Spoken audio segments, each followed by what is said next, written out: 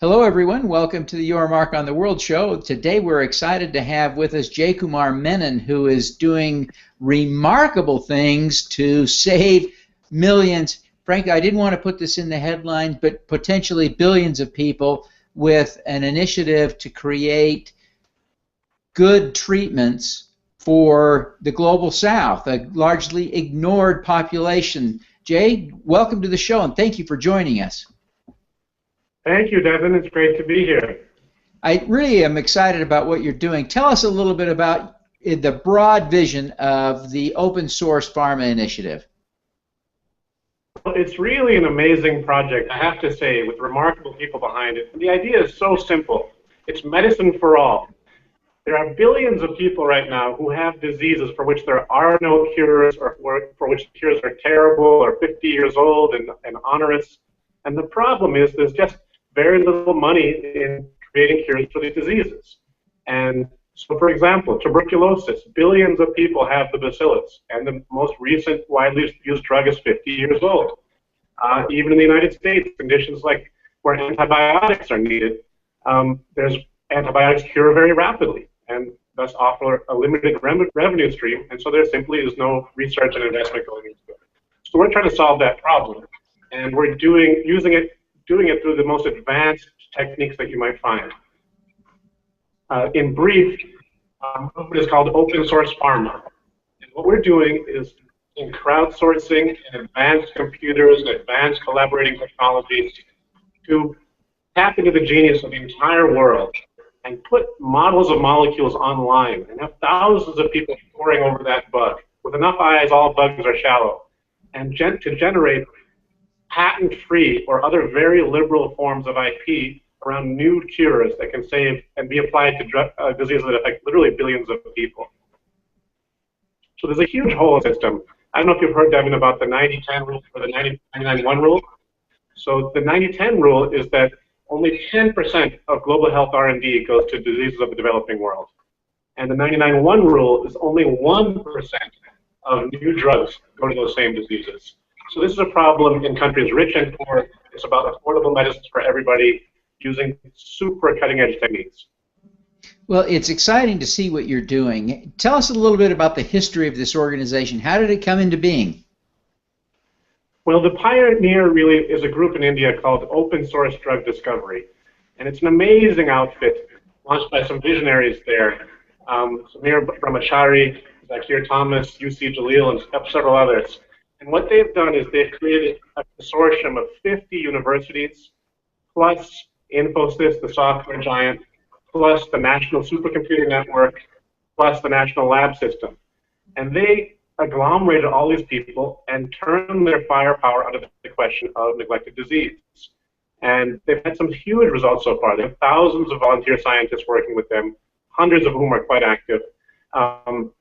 They have made history in a sense, and by annotating the tuberculosis genome in record time. This was a basic scientific building block. To solve a bug, you have to understand a bug. And what they did was they took a 300-person-year effort, which had not been touched by industry because there was no money, or by academics because there was insufficient incentive, and they crowdsourced it. And they annotated this genome, 300 years of work, using several hundred scientists that did it in 4 months.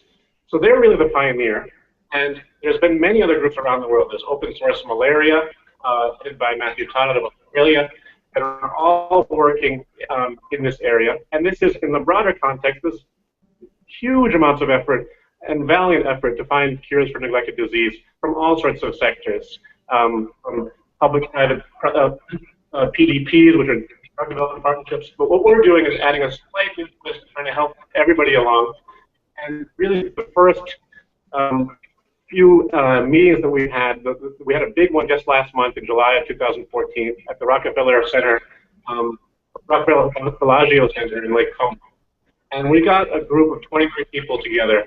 They were the neglected disease experts, they were the open source theorists and practitioners, and they were the pharma innovation experts. And we put them into a room, and we generated a lot of excitement, and there's a huge amount of activity going on. You'll see this word open source pharma over and over now. Think Linux for drugs, open source pharma. Well, Jay, I want to drill down on something. You are not an MD. You're a lawyer. That's right. How did you get involved in this initiative? This is a remarkable place for a lawyer to be playing. You know, at least it's something useful to do with a law degree for all of you out there. There's a huge IP aspect to this, which requires legal understanding. There's policy implications here, and there's also a fair amount of sheer entrepreneurship that needs to happen. So this is the role that I'm glad to play. I'll leave the pure science to the experts. We understand the science. You know, this is a question of the world community uniting and putting its resources in places where it's most badly needed. And so that's the type of thing that the law is not totally unrelated to. And it's actually been a dream of mine for some time to have an impact on public health. So it's just an honor to work with all the colleagues here. I do make one slight amendment to your wonderful title. I'm not the leader of this thing. This is a movement, and we're all in it together. Well, it's exciting to see people coming together to work on this project because there are so many millions and millions of people who are dying from such a broad assortment of diseases. Malaria alone is killing 500,000 people a year, and it seems like it is underfunded largely because it's a problem of the Global South and there's no money there to pay the researchers to develop the product. So how do you see this moving forward and gaining scale? What kind of resources are you going to need? Well, we're attacking one fundamental aspect of the problem, and that we're actually bringing down the cost of research by doing it in an open way. So the traditional big pharma, the cited figure is about $1 billion per new drug, and that's partially because it's closed-door research. By opening it up, we're going to try and bring that way down, maybe by a factor of 10.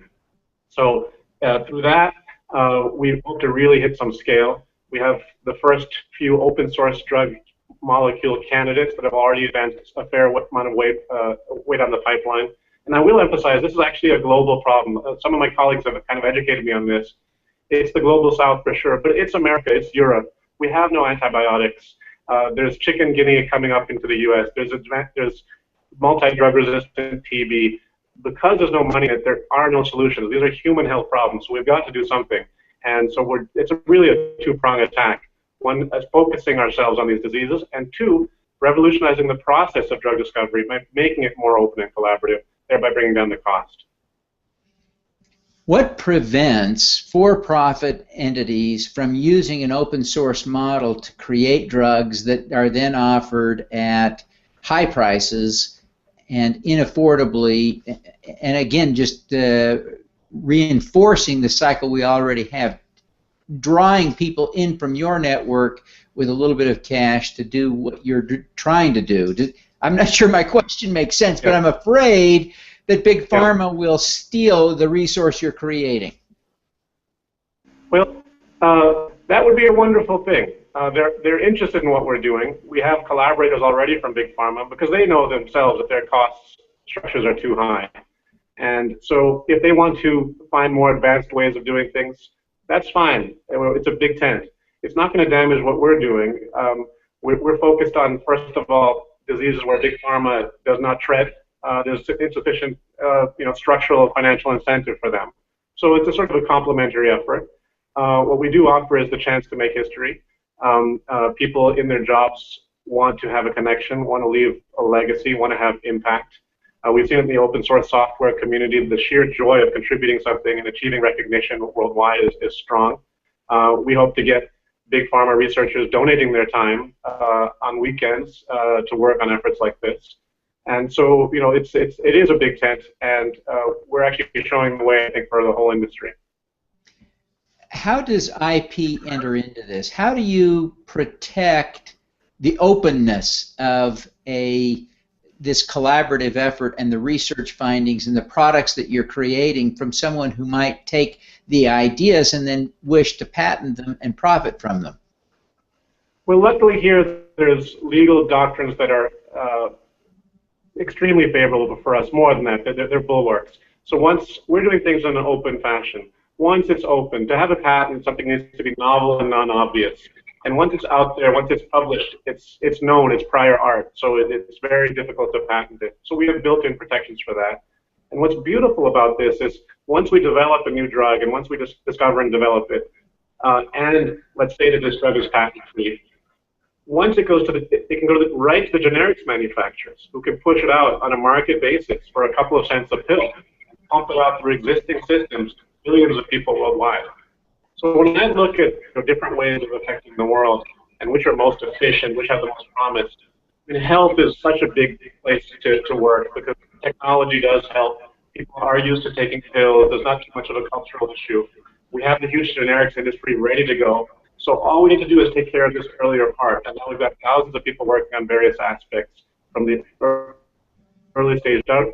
We've got great thinkers in open innovation and clinical trials. And so we can really hand it over to the distribution system and let it do its work. You're still going to need some money. Where does the money for this come from, and where does it go? Great question. So in some sense, the existing communities are heavily volunteer. So the money that we take in is highly leveraged. So initially, the government of India has provided a fair amount of money. The traditional funders for neglected disease are the large foundations and governments. That will continue to be the case. Here we have sweat equity put in by thousands of people. There's also in the works the world's first open source pharma company to be a privately funded endeavor, and it'll be able to make some money off of tuberculosis. Is a $300 million market. Too small for big pharma, but big enough for a small, nimble pharma. And then once you get to the generics, that's their standard business model. They love to work with things like this and charge their regular rates. So the question really is not is there enough money, but can we afford not to do it? There are people dying from Ebola because there have been no research going into it. There are people dying from TB. We don't have enough antibiotics. So it's a good bang for the buck.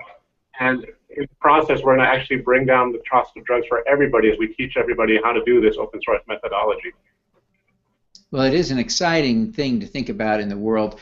Tell us now why you got involved. I want to understand what motivates Jay at his heart to be engaged in this when you could be out suing someone or working for Big Pharma on filing patents or something else. Why this? Oh, wow. Okay, good question.